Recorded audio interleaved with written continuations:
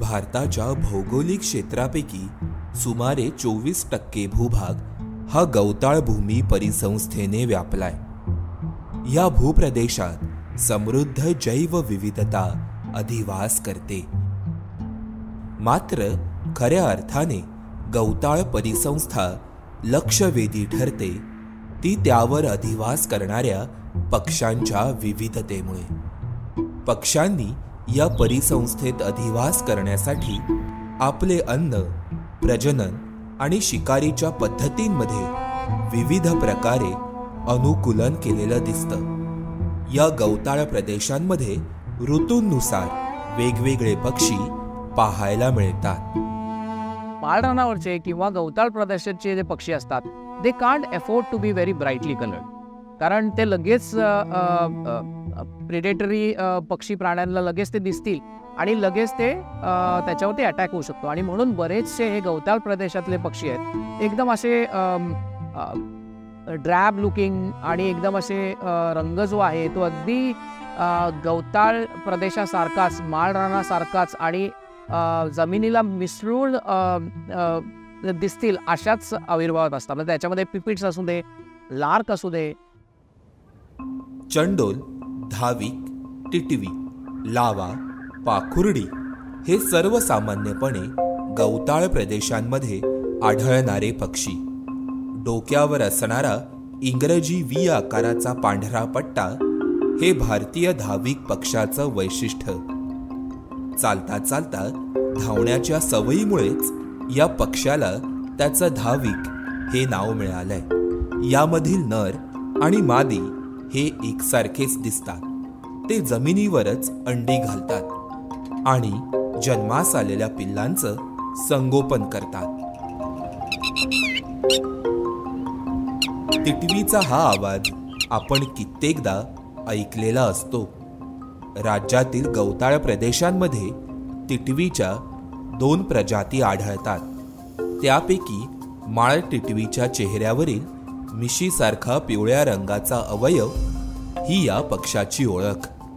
या अवयवाला इंग्रजीमध्ये वॉटल म्हणतात। या अवयवाद्वारे ते आपल्या शरीरातील अतिउष्णता बाहेर काढतात। एप्रिल ते जुलै हा त्यांच्या प्रजननाचा हंगाम असतो। यावेळी ते जमिनीवर दगड आणि काड्यांच्या आधारे आपलं घरटं तयार करतात। माळ टिटवीविषयी ग्रामीण भागात काही अंधश्रद्धा देखील आहेत। ज्यावेळेस टिटवी घरावरून उडत जाते तेव्हा ते आवाज करते, काही अपशकून झाला असं लोक त्याला बोलतात, पण तसं खरं तर काही नाही आहे। खरं तर एक टिटवी हे एक सूचक असा पक्षी आहे। सूचक म्हणजे कसं की ज्यावेळेस ती आपल्या घरावरून किंवा आपल्या आवारातून जात असते, तिला आपल्या घराच्या आजूबाजूला किंवा त्या परिसरात काही एक धोका जाणला, म्हणजे साप असेल, कुत्रा असेल किंवा काही असं एक धोक्याची त्याला कळलं तरच ती आपली ओढून जाते। मग ती आपल्याला एक चांगली सूचना देते की बाबा तुमच्या घराच्या आजूबाजूला काहीतरी आहे, तुम्ही सावध राहा। पण याचा अर्थ लोकांनी उलटा घेतला की टिटवी ओरडली म्हणजे अपशकून झाला। असं तर खरं काही नाही आहे। खरं तर तो एक चांगला पक्षी आहे। महाराष्ट्रातील गवताळ प्रदेशांमध्ये अधिवास करणारा एक दुर्मिळ पक्षी आहे गवती वटवट्या। या पक्षाची राज्यातील पहिली छायाचित्रित नोंद 2019 साली भुसावळमधून पक्षी निरीक्षक लक्ष्मीकांत नेवे यांनी केली। भारतातील या पक्षाचा अधिवासाचा विस्तार प्रामुख्याने उत्तर आणि ईशान्येकडील राज्यांमध्ये आहे। अशा परिस्थितीत हा पक्षी आता तापी नदीच्या खोऱ्यातील गवताळ प्रदेशांमध्ये चांगल्या संख्येने आढळतो। हा पक्षी भुसावळमध्ये दिसल्यानंतर मला तो स्थलांतरित असावा असं सुरुवातीला जाणवलं आणि त्या हिशोबाने मी अभ्यास सुरू केला। तर पूर्ण 6-7 वर्षांच्या अभ्यासानंतर या पक्षाचे दर महिन्यातल्या, दर आठवड्यातले रेकॉर्ड मला मिळायला लागले आणि यावर माझं ठाम मत झालं की हा पक्षी स्थलांतरित नाही, तर हा या ठिकाणी कायमस्वरूपी अधिवास निर्माण करून राहणारा पक्षी आहे। त्यानुसार मी पुढे अभ्यास सुरू ठेवला आणि 2021ला मला याच्या पिलाचं सुद्धा निरीक्षण मिळालं। राज्यातील गवताळ भूमी परिसंस्थेत काही पक्षी हे मायग्रेशन करून येतात। यामधील छोट्या कानाचा घुबड हा लक्षवेधी पक्षी असतो। फ्लायकॅचर कुळातील हा छोटासा पक्षी आहे गप्पीदास। हा इवलासा पक्षी सायबेरियामधून मायग्रेशन करून हिवाळ्यामध्ये राज्यात येतो।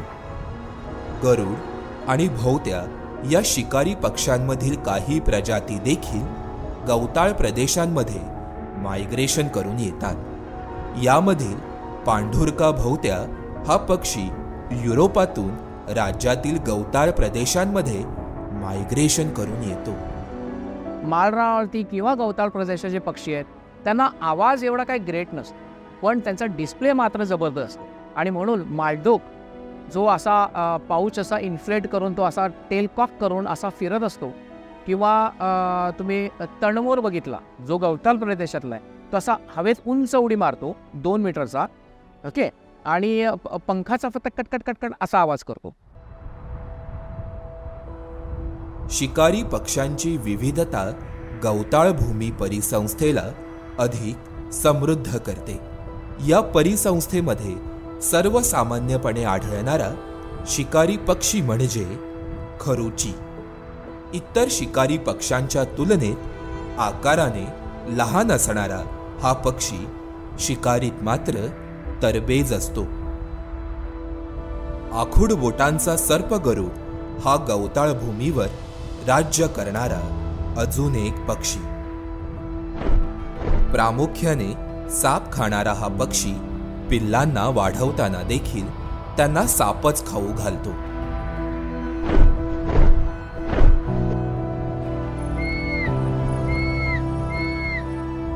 गवताळ प्रदेश नष्ट करून त्यावर केली जाणारी शेती, वणवा आणि शहरीकरण हे गवताळ भूमी परिसंस्थेला असणारे धोके आहेत।